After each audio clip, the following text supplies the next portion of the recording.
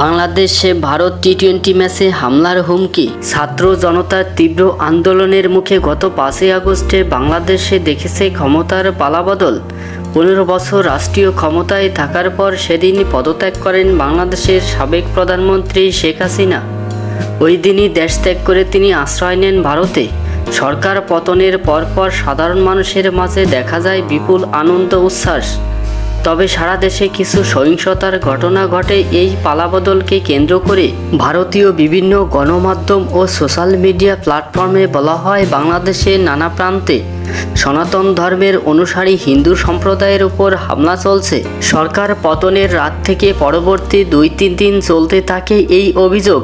যদিও পরবর্তীতে ফ্যাক্ট চেকে উঠে আসে এসবের প্রায় সবই ছিল গুঞ্জন কিছুটা কমে এলেও ভারতে থেমে নেই এই নিয়ে প্রতিক্রিয়া। ভারতের একাধিক গণমাধ্যমে এখনও প্রচারিত হচ্ছে বাংলাদেশে হিন্দু সম্প্রদায়ের উপর সহিংসতার খবর। এবার তাতে যুক্ত হয়েছে নতুন মাত্রা। বাংলাদেশে হিন্দু সম্প্রদায়ের উপর নির্যাতনের জেরে সেপ্টেম্বর-অক্টোবরে ভারতের মাটিতে অনুষ্ঠিতব্য ভারত-বাংলাদেশ ক্রিকেট ম্যাচে হামলার হুমকি দেওয়া হয়েছে।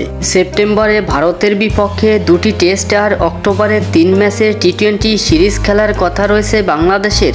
6 অক্টোবরে গোয়ালিয়র সিরিজের প্রথম টি-20 ম্যাচটি নিয়ে শঙ্কার খবর দিয়েছে ভারতীয় গণমাধ্যম ফ্রি প্রেস জার্নাল। সংবাদ মাধ্যমে এক্স হ্যান্ডেলে এই সম্পর্কিত ভিডিও প্রকাশ করা হয়েছে। গোয়ালিয়রে অনুষ্ঠিতব্য এই ম্যাচ বাতিলের দাবি জানিয়েছে ভারতের হিন্দু জাতীয়তাবাদী রাজনৈতিক দল অখিল ভারত হিন্দু মহাসভা। হিন্দু মহাসভার সহসভাপতি ডাক্তার জয়বীর ভরদ্বাজ সাংবাদিকদের জানিয়েছেন, তারা এই ম্যাচ বাতিলের সব রকমের চেষ্টা করবে।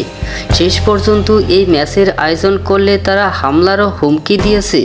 এ প্রসঙ্গে জয়বীর ভরদ্বাজ বলেছেন, বাংলাদেশে হিন্দুদের গণহত্যা করা হচ্ছে, মন্দির ধ্বংস করা হচ্ছে। এরপরেও প্রধানমন্ত্রী মোদি এখানে ম্যাচ আয়োজনের সিদ্ধান্ত নিয়েছেন। তাই হিন্দু মহাসভা সিদ্ধান্ত নিয়েছে যে গোয়ালিয়রে ভারত-বাংলাদেশে ক্রিকেট ম্যাচের বিরোধিতা করা হবে। শান্তি বজায় রাখার জন্য ম্যাচটি বাতিল করা উচিত, কারণ অন্যথায় দেশে অশান্তি হবে। টি-20 ম্যাচ আয়োজন হওয়ার কথা ছিল হিমাচল প্রদেশের ধর্মশালায়। তবে বাংলাদেশের সিরিজ চলাকালীন ভেন্যু সংস্কারের কাজ চলবে সেই স্টেডিয়ামে।